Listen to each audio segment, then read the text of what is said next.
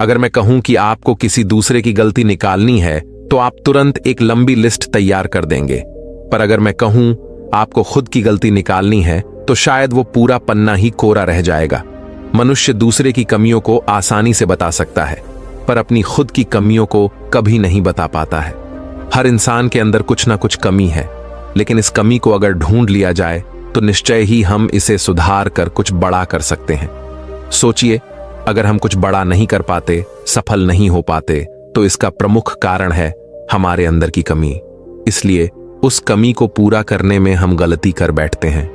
अगर मैं कहूं कि एक विधि है जिसके द्वारा आप अपनी कमी को पूरा कर सकते हैं, यहां तक कि पूरा ब्रह्मांड आपका साथ देगा। ये ब्रह्मांड आपको बताएगा कि आप कौन सी गलतियां करते हैं, उन गलतियां को कैसे सुधारना है, जिससे कि आपके जीवन में सब कुछ प्राप्त हो जाए और जो आप चाहते हैं आपको मिल जाए।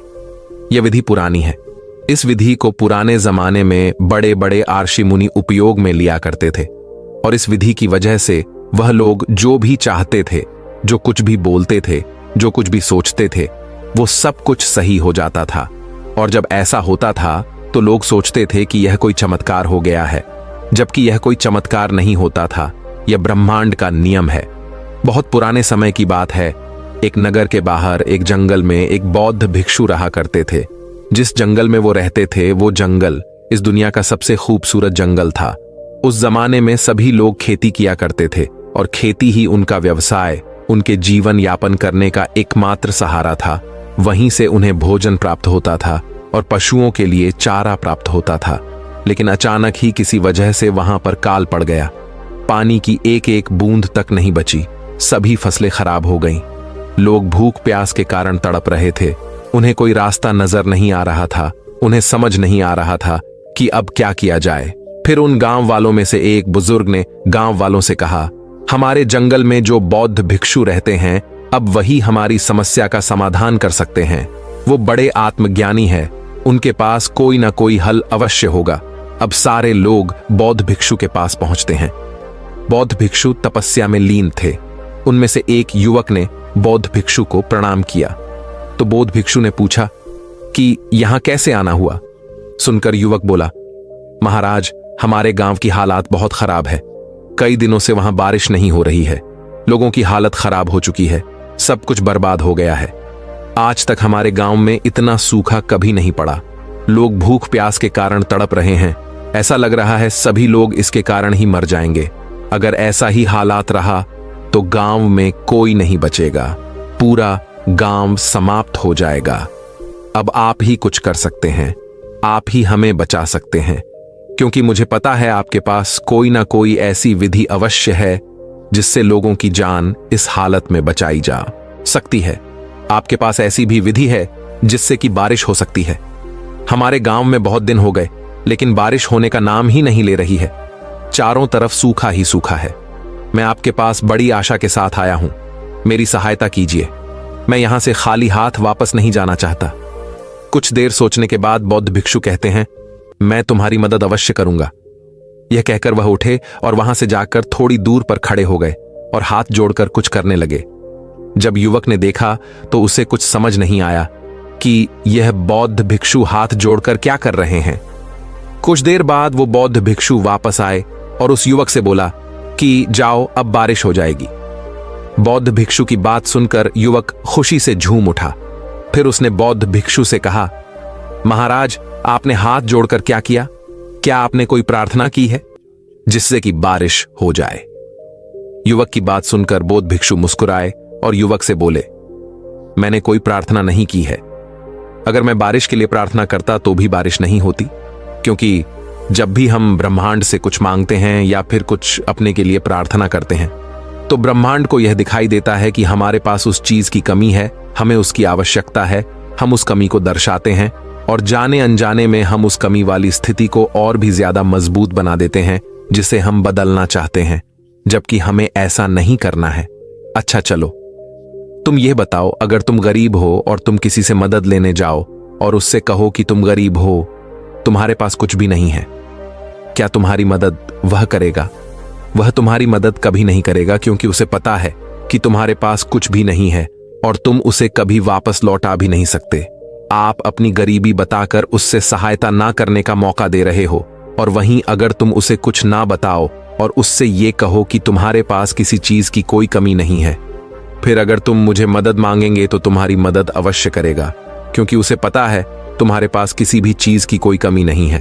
वो तुम्हारी खुशी खुशी मदद कर देगा, क्योंकि अगर हम कमजोर बनकर लोगों से मदद मांगेंगे तो कोई हमारी मदद नहीं करेगा।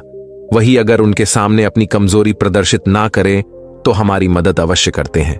फिर बौद्ध भिक्षु युवक से बोले, यह विधि गुप्त विधि है और यह विधि बहुत मूल्यवान है।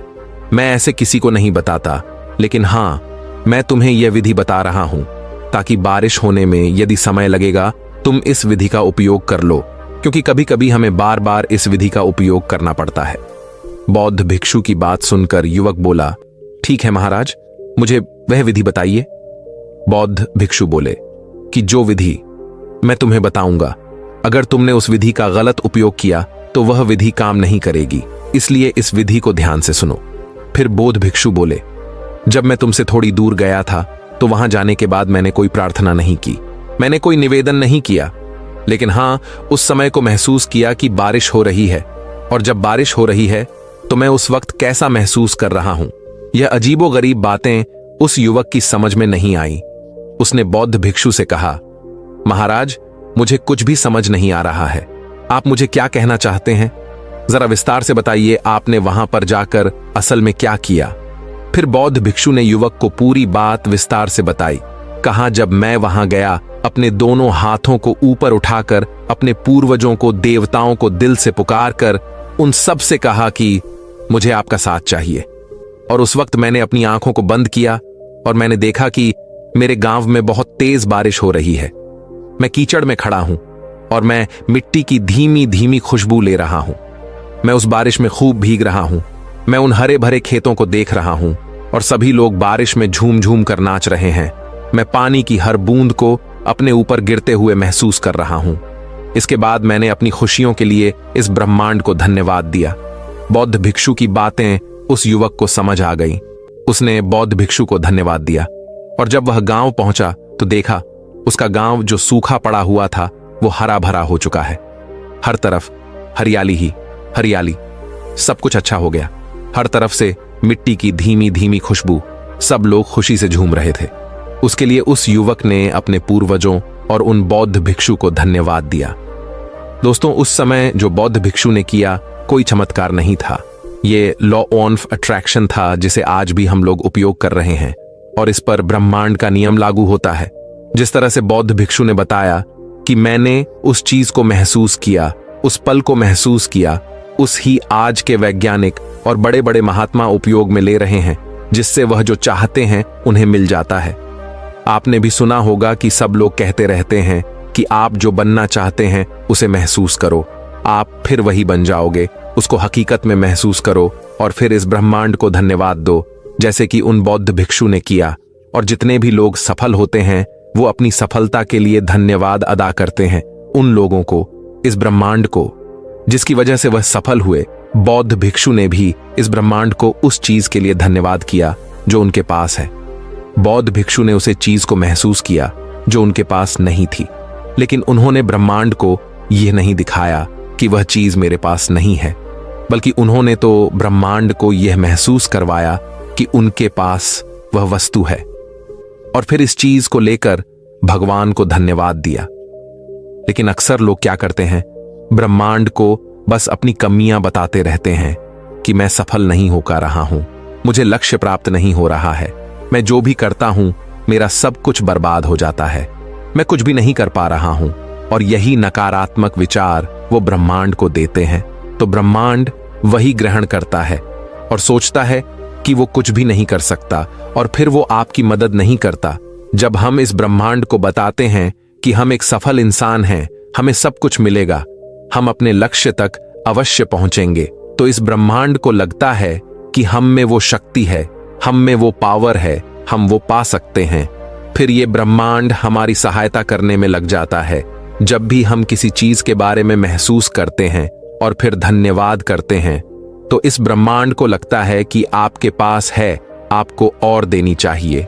और ब्रह्मांड के नियम के अनुसार जैसी ऊर्जा आप इस ब्रह्मांड को भेजोगे वैसे ही ऊर्जा ब्रह्मांड भी आपको भेजेगा। आपने जैसा ब्रह्मांड को दिखाया है, जैसी हालात उसके सामने रखी, वैसे ही हालात आपको लौटा देगा। यही तो ब्रह्मांड का नियम है। जी प्रकार बौद्ध भिक्षु ने यह महसूस किया कि बारिश हो रही है। फिर ब्रह्मांड ने कुछ दिनों में वही लौटा के उसे दिया। वहां पर बारिश हुई। उन्होंने जैसा महसूस किया था वैसा ही माहौल बन गया। इसलिए अगर आप जीवन में कुछ भी पाना चाहते हैं, कुछ बनना चाहते हैं, तो उस चीज को महसूस करें कि आप क्या बनना चाहते हैं। अगर आप एक डॉक्टर बनना चाहते हैं तो आप अपने आप को ऐसा महसूस करवाओ और उन लोगों को धन्यवाद दो जो आपको डॉक्टर बनाने में मदद कर रहे हैं। और जब आप ऐसा करोगे तो आप देखेंगे कि आकर्षण के नियम का प्रभाव आपके जीवन के ऊपर पड़ने लगेगा और वो सभी लोग जिनका आप धन्यवाद करते हैं वो आपको डॉक्टर बनाने में लग जाएंगे और ब्रह्मांड आपको डॉक्टर बनाने में लग जाएगा। कुछ भी चाहोगे वह आपको मिल जाएगा, क्योंकि आकर्षण के नियम के अनुसार हमारे भीतर जैसे विचार रहते हैं, जैसी ऊर्जा रहती है वैसी ही ऊर्जा और विचार हमें प्राप्त होते हैं, चाहे वो आकर्षण लोगों के साथ हो या फिर ब्रह्मांड के साथ। आज ही अपने जीवन में धन्यवाद कीजिए इस ब्रह्मांड को, उन लोगों को जो आपसे जुड़े हुए हैं। फिर आप देखेंगे आपके भीतर खुशियों का संचार होगा। आप हमेशा खुश रहेंगे। आप जो कुछ भी सोचेंगे आपको मिलेगा। इसलिए जैसा हम सोचते हैं वैसा हम बन जाते हैं।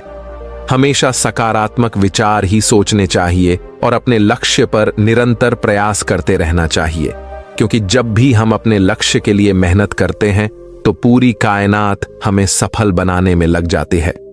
दोस्तों, इस वीडियो में बस इतना ही। मिलते हैं अगले वीडियो में। अपना ख्याल रखिएगा। धन्यवाद। दोस्तों, क्या आप अभी आपके किसी फ्रेंड के खोने, ब्रेकअप होने, किसी से धोखा मिलने की वजह से या फिर जिंदगी के किसी और उदास करने वाली वजह से दुखी महसूस कर रहे हैं? आपको आखिर ऐसा क्यों महसूस हो रहा है, इसके कोई मायने नहीं है और उसके प्रभाव की परवाह किए बिना आपके लिए यह समझना जरूरी है कि दर्द भी जिंदगी का एक हिस्सा ही है। अच्छी बात यह है कि ज्यादातर दर्द भरी भावनाएं समय के साथ बेहतर होते जाती हैं। उसके बीच के समय में आप बेहतर महसूस करने के लिए आपकी जिंदगी में कुछ पॉजिटिव बदलाव ला सकते हैं और दर्द भरे पल के बाद आगे बढ़ना शुरू कर सकते हैं। दोस्तों, आज की गौतम बुद्ध की कहानी में हम इसी बारे में बात करने वाले हैं कि जब मन दुखी हो, कुछ समझ ना आए तो क्या करना चाहिए। तो चलिए कहानी शुरू करते हैं। पतचरा श्रावस्ती के नगर सेठ की पुत्री थी। किशोर वय होने पर वह अपने घरेलू नौकर के प्रेम में पड़ गई। जब उसके माता पिता उसके विवाह के लिए उपयुक्त वर खोज रहे थे, तब वह नौकर के साथ भाग गई। दोनों अपरिपक्व पति पत्नी एक छोटे से नगर में जा बसे। कुछ समय बाद पतचरा गर्भवती हो गई। स्वयं को अकेले पाकर उसका दिल घबराने लगा और उसने पति से कहा, हम यहाँ अकेले रह रहे हैं, मैं गर्भवती हूँ और मुझे किसी की सहायता की आवश्यकता है। यदि आप आज्ञा दें तो मैं अपने माता पिता के घर चली जाऊं। पति पतचरा को उसके मायके नहीं भेजना चाहता था, इसलिए उसने कोई बहाना बनाकर उसका जाना स्थगित कर दिया। लेकिन पतचरा के मन में माता पिता के घर जाने की बड़ी इच्छा हो रही थी। एक दिन जब उसका पति काम पर गया हुआ था, तब उसने पड़ोसी से कहा, आप मेरे स्वामी को बता देना कि मैं कुछ समय के लिए अपने माता पिता के घर जा रही हूं। जब पति को इसका पता चला तो उसे बहुत बुरा लगा। उसे अपने ऊपर ग्लानि भी हुई कि उसके कारण ही इस कुलीन कन्या की इतनी दुर्गति हो रही है। वह उसे ढूंढने के लिए उसी मार्ग पर चल दिया। रास्ते में पतचरा उसे मिल गई। पति ने उसे समझा बुझाकर घर वापस ले आया। समय पर पतचरा को प्रसव हुआ। सभी सुखपूर्वक रहने लगे। पतचरा जब दूसरी बार गर्भवती हुई, तब पति स्वयं उसे उसके माता पिता के घर ले जाने के लिए तैयार हो गया। मार्ग में जोरों की आंधी वर्षा होने लगी। पतचरा ने पति से कहा कि वह किसी सुरक्षित स्थान की खोज करे। पति झाड़ियों से होकर गुजर रहा था, तभी उसे एक विषधर सांप ने काट लिया और वह तत्क्षण मृत्यु को प्राप्त हो गया। पतचरा अपने पति की प्रतीक्षा करती रही और ऐसे में ही उसे प्रसव हो गया। थोड़ी शक्ति जुटाकर उसने दोनों बच्चों को साथ लिया और पति को खोजने निकल पड़ी। जब उसे पति मृत मिला तो वह फूट फूट कर रोने लगी। हाय, मेरे कारण ही मेरे पति की मृत्यु हो गई। अब अपने माता पिता के सिवा उसका कोई नहीं था। वह उनके नगर की ओर बढ़ चली। रास्ते में नदी पड़ती थी। उसने देखा कि दोनों बच्चों को साथ लेकर नदी पार करना कठिन था, इसलिए बड़े बच्चे को उसने एक किनारे पर बिठा दिया और दूसरे को छाती से चिपकाकर दूसरे किनारे को बढ़ चली। वहां पहुंचकर उसने छोटे बच्चे को कपड़े में लपेटकर झाड़ियों में रख दिया और बड़े बच्चे को लेने के लिए वापस नदी में उतर गई। नदी पार करते समय उसकी आंखें छोटे बच्चे पर ही लगी हुई थीं। उसने देखा कि एक बड़ा गिद्ध बच्चे पर झपटकर उसे ले जाने की चेष्टा कर रहा है। वह चीखी चिल्लाई, लेकिन कुछ नहीं हुआ। दूसरे किनारे पर बैठे बच्चे ने जब अपनी मां की चीख पुकार सुनी तो उसे लगा कि मां उसे बुला रही है। वह झटपट पानी में उतर गया और तेज बहाव में बह गया। छोटे बच्चे को गिद्ध ले उठा लिया और बड़ा नदी में बह गया।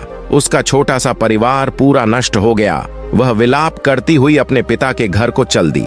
रास्ते में उसे अपने नगर का एक यात्री मिल गया, जिसने उसे बताया कि नगर सेठ का परिवार अर्थात उसके माता पिता और सभी भाई बहन कुछ समय पहले घर में आग लग जाने के कारण मर गए। यह सुनते ही पतचरा पर दुखों का पहाड़ टूट पड़ा। उसे तन मन की कोई सुध न रही। वह पागल होकर निर्वस्त्र घूमने लगी। उसके मुख से ये ही शब्द निकलते रहे, पति मर गया, बड़ा बेटा डूब गया, छोटे बेटे को गिद्ध खा गया, माता पिता और भाई बहनों को चिता भी नसीब नहीं हुई। ऐसे ही विलाप करती निर्वस्त्र घूमती फिरती पतचरा को सभी अपमानित और लांछित करके यहां से वहां भगा देते थे। जेतवन में गौतम बुद्ध धर्मोपदेश दे रहे थे। पतचरा अनायास ही वहां आ गई। उपस्थितों ने कहा, अरे ये तो पागल है, इसे यहां से भगाओ। बुद्ध ने उन्हें रोकते हुए कहा, इसे मत रोको, मेरे पास आने दो। पतचरा जब बुद्ध के कुछ समीप आई तो बुद्ध ने उससे कहा, बेटी अपनी चेतना को संभाल। बुद्ध को अपने समक्ष पाकर पतचरा को कुछ होश आया और अपनी नग्नता का बोध हो आया।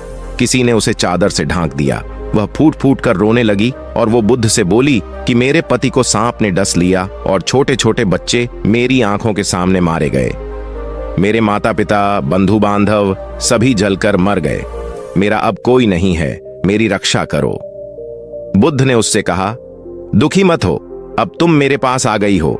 जिन परिजनों की मृत्यु के लिए तुम आंसू बहा रही हो, ऐसे ही अनंत आंसू तुम जन्म जन्मांतरों से बहाती आ रही हो। उनसे भरने के लिए तो महासमुद्र भी छोटे पड़ जाएंगे। तेरी रक्षा कोई नहीं कर सकता। जब मृत्यु आती है तो कोई परिजन आदि काम नहीं आते। ये सुनकर पतचरा का शोक कुछ कम हुआ। उसने बुद्ध से साधना की अनुमति मांगी। बुद्ध ने उसे अपने संघ में शरण दे दी। धर्म के परम स्रोत के इतने समीप रहकर पतचरा का दुख जाता रहा। वह नित्य ध्यान व ज्ञान की साधना में निपुण हो गई। एक दिन स्नान करते समय उसने देखा कि देह पर पहले डाला गया पानी कुछ दूर जाकर सूख गया, फिर दूसरी बार डाला गया पानी थोड़ी और दूर जाकर सूख गया और तीसरी बार डाला गया पानी उससे भी आगे जाकर सूख गया। इस अत्यंत साधारण घटना में पतचरा को समाधिक सूत्र मिल गया। पहली बार उड़ेले गए पानी के समान कुछ जीव अल्पायु में ही मर जाते हैं। दूसरी बार उड़ेले गए पानी के समान कुछ जीव मध्यम वयता में चल बसते हैं और तीसरी बार उड़ेले गए पानी के जैसे कुछ जीव अंतिम वयस में मरते हैं। सभी मरते हैं, सभी अनित्य हैं। ऐसे में पतचरा को यह भान हुआ जैसे अनंत करुणावान प्रभु बुद्ध उससे कह रहे हैं, हाँ पतचरा, समस्त प्राणी मरण धर्म है। इस प्रकार पतचरा उन बौद्ध साधिकाओं में गिनी गई जिनको जीवन काल में ही निर्वाण प्राप्त हो गया। दोस्तों, आशा है यह कहानी आपको पसंद आई होगी। ऐसी ही और कहानियां सुनने के लिए हमारे चैनल को जरूर सब्सक्राइब करें।